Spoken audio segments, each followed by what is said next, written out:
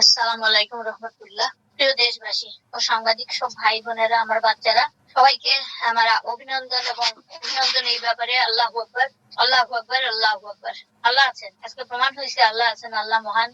সত্যের জয় হয়, সত্য কোনোদিন চাপা দেওয়া যায় না। এই ডনকে অনেক আগে গ্রেফতার করার কথা ছিল। এই এক সপ্তাহ আগেও ডন একটা পোস্ট দিয়েছে, দেখছেন বোধহয়, অনেক কথা বলছে। আজকেও সে বলছে সে হজে যাচ্ছিল, ওমরাতে যাচ্ছিল। সে তাকে তো আল্লাহ তার হজ কবুল করে ফেলছেন। মানুষ খুন করে ওখানে যাওয়া যায় না। আল্লাহ যেটা ভালো বুঝেছেন সেটাই হয়ে গেছে। আল্লাহর হুকুম ছাড়া কি সে গ্রেফতার হয়েছে? আল্লাহর হুকুম ছাড়া গ্রেফতার হয় না। আর বাংলাদেশে যতক্ষণ একটা মানুষও সালমান শাহ ভক্ত আছে ততক্ষণ মামলা চলবে, মামলা যতদূর যায় চলবে। এটার প্রমাণ এই যে এয়ারপোর্টের মুশাররফ সাহেব, ওসি, এয়ারপোর্ট ইমিগ্রেশন ওসি, নিশ্চয়ই তার মধ্যেও সালমান শাহ আছে। তা না হলে আজকে ডন পাস করে চলে যেতে পারতো। এটা সত্য বলছি কিনা? অবশ্যই পাস করে যেতে পারতো, কিন্তু পারে নাই। আল্লাহর হুকুম কোনোদিন পরিবর্তিত হয় না, তাকে ধরা খেতে হবে। অনেক আগেই হতো। ডনকে সালমান শাহ অনেক দূরে সরাই দিছিল, কারণ তার ঘরের মধ্যে সে অনেক কিছু করতে জানতো। সে আজিজ মধ্যে লোক হয়ে গেছিল। এসব কারণে ডনের মধ্যেও অনেক প্রতিহিংসা ছিল। সে নায়ক মনে করতো তাকে। সে যে সালমান শাহ কাজের তোমার লোক ছিল, সে সেটা ভুলে গেছে। আরেকটা জিনিস বারবার তোমাদের সাক্ষাৎকারে আমি বলেছি যে ডন আমাকে যে কথা বলে মিথ্যা। কারণ আমার বাড়িতে সে একদিনও আসে নাই। মৌলভীবাজারে মঞ্চে তাকে আমি একদিন দেখছি, বাসায়ও আসে নাই। মৌলভীবাজারে মঞ্চে একদিন কয়েক ঘন্টা সঙ্গে ছিল ইমনের গার্ড হিসাবে, এইটুকুই। কিন্তু মিথ্যা বলছে সে নাকি দেখছে ইমন আমাকে মারছে, ইমন আমাকে, ও আমার ঘরেই যায় না। ইমন মারবে তো দূরের কথা, ইমনের বাপকে মারছে কোনদিন? হ্যাঁ, আমাদের ফ্যামিলি একটা অন্যরকম অভিজাত ফ্যামিলি, বউকে মারতে হয়। আর আমার মতো বউ, আমি একজন রাজনীতিবিদ, আমার শিক্ষিত, আমি এম এ পাস মহিলা, আমি একজন লয়ের ছাত্রী, আমি অনেক দিকে শিক্ষিত। আমাদের ফ্যামিলিতে এগুলো হয় না। সে দেখছে আমার ছেলে আমাকে মারছে, প্রত্যেকটা মিথ্যার ইয়ে ধরে আসছে। তারপর রিজভি, ডন, সামিরা, বাদল খন্দকার, তারপরে আরো আছে ডলি জহুর। এরা সবাই, ডলি জহুর আমার আসামি। শাবনূর, মৌসুমী। মৌসুমী বলে সালমান শাহর বন্ধু, সে আমেরিকায় গিয়ে আমাকে ফোন দিছে, দিয়ে লোকদের দিয়ে বলতেছে আন্টি এখন আমি অনেক কিছু বলতে পারবো। আমি বললাম তো আগে পারোনি কেন? বলে না আন্টি, আরেক প্রতিবন্ধকতা ছিল। আমি বললাম তো এখন তো তোমার এই বলার আমার দরকার নাই। আমি এটা বলছি, আমি এখন তোমাদের সাক্ষাৎকারে বলতেছি। সে আমেরিকায় থাকলে এটা শুনবে। সে বলছে আরো লোকজন নিয়ে, এখন আমরা একটা আমার একটা প্রতিকার তো আল্লাহ করবে, তোমাদের কোনো সাক্ষাৎকারের দরকার নাই। তোমরা কি করেছো তোমরা বলবা, আমার যখন প্রয়োজন হবে আল্লাহ তখন তোমরাই বলে দিবা। আর মৌসুমী জানতো, শাবনূর জানতো ওকে খুন করা হবে, শাবনূর বলে নাই। শাবনূর সালমান শাহ বোন জানতো। শাবনূর যদি বোন জানতো তাহলে এতদিনে অনেক কিছুই বলতো। এখনো সে ওই যে রিজভি বলছে বিয়ে হয়েছে, রিজভিকে বিয়ে কি হয়নি? রিজভিকে বিয়ে করতে যাবে কেমনে, কি দরকারে? তো রিজভিও এখানে 2 নম্বর করে মামলাটাকে অন্যদিকে নেওয়ার জন্য চেষ্টা করতেছে।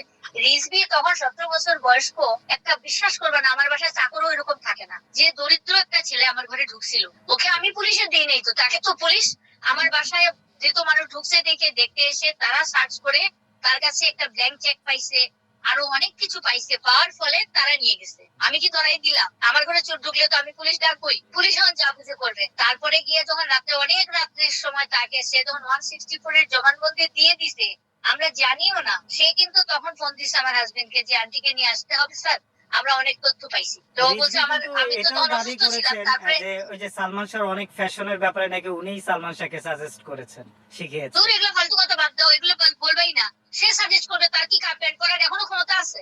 সালমান শাহর কি পরিবার নেই? সালমান শাহর মা নাই? সালমান শাহ যা করছে সালমান শাহর মা শিখানো। আমাকে দেখে মনে হয় না তোমাদের যে আমি একটা পরিচ্ছন্ন, একটা ভালো মানুষ, একটা শিক্ষিত মানুষ? আমার রুচিবোধ তোমাদের দেখে মনে হয় না? তাইলে তো অন্য 10টা নায়কও এরকম হয়ে যেতে পারতো, একটাও তো পারে নাই কেউ। আচ্ছা, আমরা একটু সাকিব ডনের তো বিষয়ে সালমান শাহর ফিরতে অনুকরণ চাই। করে। যে উনি যেহেতু 4 নম্বর আসামি, আজকে কারাগারে পাঠানো হলো, সরকারের কাছে এবং আইন শৃঙ্খলা বাহিনীর কাছে এখন কি প্রত্যাশা করছেন? যেহেতু 1 নম্বর আসামি, আমার 2 নম্বর প্রত্যাশা আসামি তারা সঠিক কাজ করেছেন এবং সঠিক কাজ করবেন। এটাতে কোনো বাধাপ্রাপ্ত হবে না, আমি আশা করি, আমি জানি। আমার দাবি, বর্তমান সময় সরকারের প্রতি আমার দাবি এবং অনুরোধ এবং আমার দোয়া সবসময় থাকবে, এই সরকারের আমলে আরো অনেক কিছু বের হয়ে আসবে, আরো অনেক কিছু বের হয়ে আসবে। ওই যে আমি বললাম আলভিরটা, আর সব আলভি যদি দূরে থেকে, আলভির বউ আত্মহত্যা করলো, দূরে থেকে গ্রেফতার হইলো, তো স্বামীরা ঘরে থেকে কেন গ্রেফতার হইলো না? হ্যাঁ, সালমান শাহ তো আত্মহত্যা করে নাই। চিঠিটা বার হয়েছে কার কাছে? আবুলের পকেট থেকে। আবুল কেন গ্রেফতার হচ্ছে না? আবুলের এখন বলে আবুলের অনেক ইয়ে নেওয়া হয়েছে, সাক্ষী নেওয়া হয়েছে। আবুলের কথার মধ্যে অনেক মারতেজ আছে, অনেক কিছু ধরা পড়ছে, ধরা পড়বে, এখন সবাই ধরা পড়বে।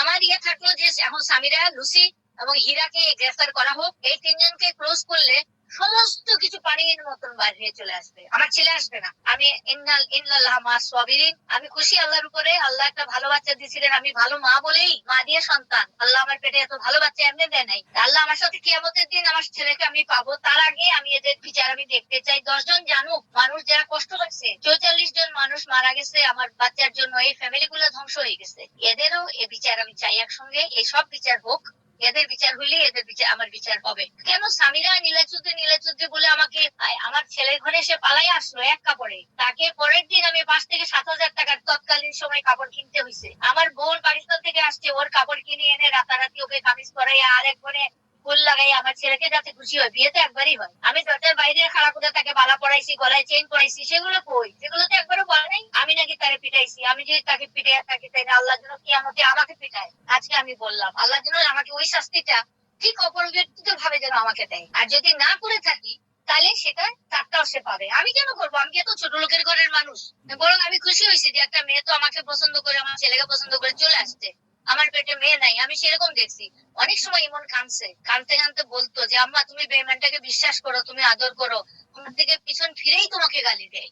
ফ্যান্টার বোতল কিনে কেটে ভেঙে কাটতো, কেটে হাত কাটতো, পাও কাটতো, ইমনকে আঘাত করতো।